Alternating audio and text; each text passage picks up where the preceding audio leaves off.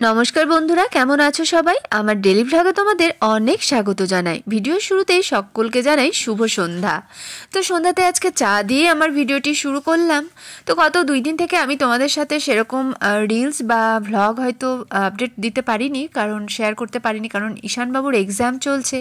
তাই জন্য বুঝতেই পারছো একটুখানি তো চাপেই আছি, কারণ ছেলের এক্সাম মানেই মায়ের এক্সাম। তাই জন্য তোমাদের সাথে অতটা আর কি আমি ফেসবুকে অ্যাক্টিভ থাকতে পারছি না। তো আশা রাখবো তোমরা ভিডিওটা দেখবে, তোমরা আমার ব্লগটা দেখবে, আমার পাশে থাকবে। তো চা খেয়ে এখন আমি আর কি ফ্রেশ হচ্ছি, মানে খাবারটাও বানানো হয়ে গেছে। আমার রাত্রের খাবারটা আমি বানিয়ে ফেলেছি, আজকে একটুখানি তাড়াতাড়ি বানিয়ে ফেলেছি। তাও এখন ঘড়ি কাটে বাজছে 9টা মতো। তো এদিকে আমি সকালবেলায় তো স্নান টান করে একবার চুলটুলগুলো আঁচড়াই, কিন্তু একদম রাত্রেবেলায় আমি আর কি সব কিছু কমপ্লিট করে কাজ তারপরে আর কি বেনিটা করে থাকি। কারণ বিকেলবেলায় যদি কোথাও হয়তো সন্ধ্যাবেলায় বা বিকেলবেলায় যাওয়ার থাকে, তাই জন্য আমি রাত্রেবেলায় একদম সব কাজ সেরেই দেখো বেনিটা করছি। এখন একটুখানি ফ্রেশ হচ্ছি। তো চুল তো দেখো একদম নাই, প্রায় নাই বললেই হয়, কারণ চুলটা অনেকটা উঠে গেছে। এর আগে অনেক চুল ছিল, কিন্তু এতটা পরিমাণ হেয়ার ফল হচ্ছে তো সব চুলগুলো পুরো একদম দেখো ফাঁকা হয়ে গেছে। তো দেখো আমি ভালো করে বেনিটা করে নিচ্ছি। আমি যে খুব ভালো একটা বেনি করি সেটা কিন্তু নয়, কারণ বেনিটা সবসময় আমাকে মাই করে দিত বিয়ের আগে। তো আর বিয়ের পর তোমরা হয়তো বলবে যে অনেক দিন হয়ে গেছে, কিন্তু বেনিটা এখনও সত্যি কথা আমি অতটা ভালো করতে পারি না। তো দেখো বেনিটা করার পর এখন আমি গার্ডারটা খুঁজছিলাম। ওটাই আর কি হয় আমার, যে গার্ডারটা খুঁজে পাই না, কোথায় যে রাখি সেটা ভুলে যাই। তো গার্ডারটা দিলাম, দেখো তো বেনিটা আমার কমপ্লিট হয়ে গেছে।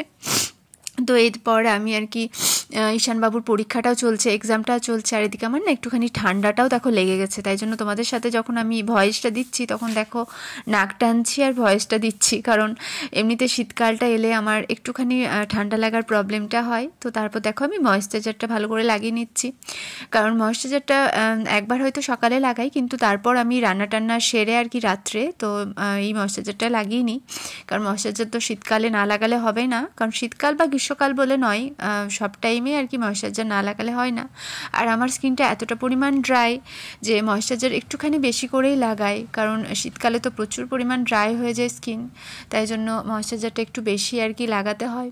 আর এদিকে তো ঈশানবাবু দেখো পড়ছে, তোমাদের বললাম, আর তোমাদের দাদাভাই ঈশানবাবুকে পড়াচ্ছে। ওর এক্সাম আর কি ওরালটা চলছে, আর এই রিটেনটা বাকি আছে। রিটেনটা 2 দিন পর আর কি স্টার্ট হবে। তো ওরালটাই এখন চলছে। তো তোমাদের দাদাভাই যখন থাকে তো তোমাদের দাদাভাই আর কি দেখে, বাকি সময়গুলো আমি দেখি। তো দেখো ময়েশ্চারাইজার মাখা আমার হয়ে গেল, আর এখন সিঁদুরটা পরছি আমি। তো সিঁদুরটা তো 5 জায়গায় পরতে হয়, তো 5 জায়গাতেই আমি পরছি দেখো নিয়ম করে। তো স্মৃতিতে, কপালে, তারপর হচ্ছে গলায়, আর বস্ত্রে, আর শঙ্খে বলে। তো 5 জায়গায় দেখো আমি সিঁদুরটা পরলাম।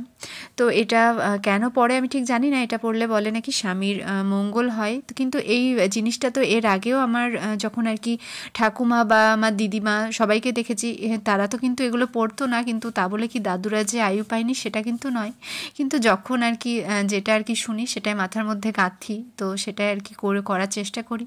তো দেখো এদিকে আমি তোমাদের সাথে সিঁদুর কৌটোটা শেয়ার করছি। এই সিঁদুর কৌটোটা আমার প্রচণ্ড ফেভারিট ছিল, ফেভারিট আছে, কারণ সিঁদুর কৌটোটা আমার মেজো বুনু আমাকে গিফট করেছিল। ও গেছিল কামাখ্যা, আসামে। ও আসামে অবশ্য ছিল 2 years, তো মানে 2 বছর।